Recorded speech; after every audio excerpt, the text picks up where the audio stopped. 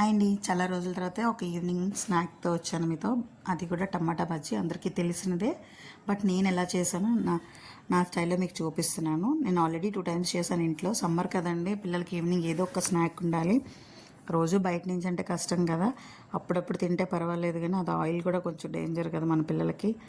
అందుకని నీట్గా చిన్న టమాటాతో చేశానండి. శనగపిండి, కొంచెం సాల్ట్ అండ్ కారం, అండ్ అది కూడా బజ్జీని కూడా కొంచెం టైట్గానే మిక్స్ చేసుకోవాలి శనగపిండిని. అప్పుడే మన టమాటాలకు నీట్గా అద్దుకుంటుంది పిండి అంతా నీట్గా.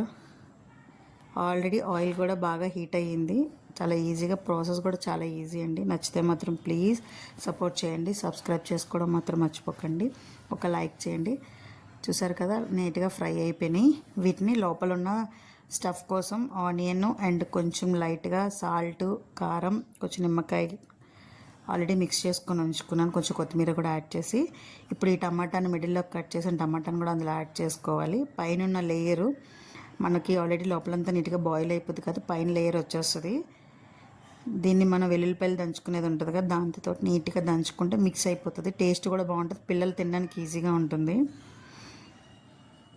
దీన్ని మొత్తం మనం ఆ బజ్జీలోకి స్టఫ్ చేసుకోవడమే. వీటిలోకి మన ఆల్రెడీ ఆయిల్ హీట్ అయిపోయి ఉంటుంది కదండి, దాంట్లోకే కొంచెం పల్లీలు కూడా ఒక్కసారి ఫ్రై చేసుకుంటే, పైన పల్లీలు వేసుకుంటే నిజంగా బయట చేసిన బజ్జీలానే అనిపిస్తాయండి.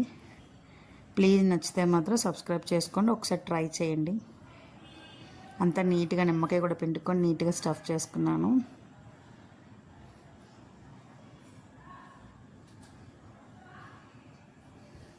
ఇలా మిక్స్ చేసుకొని ఇలా సర్వ్ చేసుకున్నాను.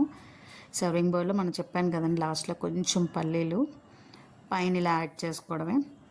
ఇంకా మీకు నచ్చితే పైన కొంచెం నిమ్మకాయ కూడా పిండుకోవచ్చు.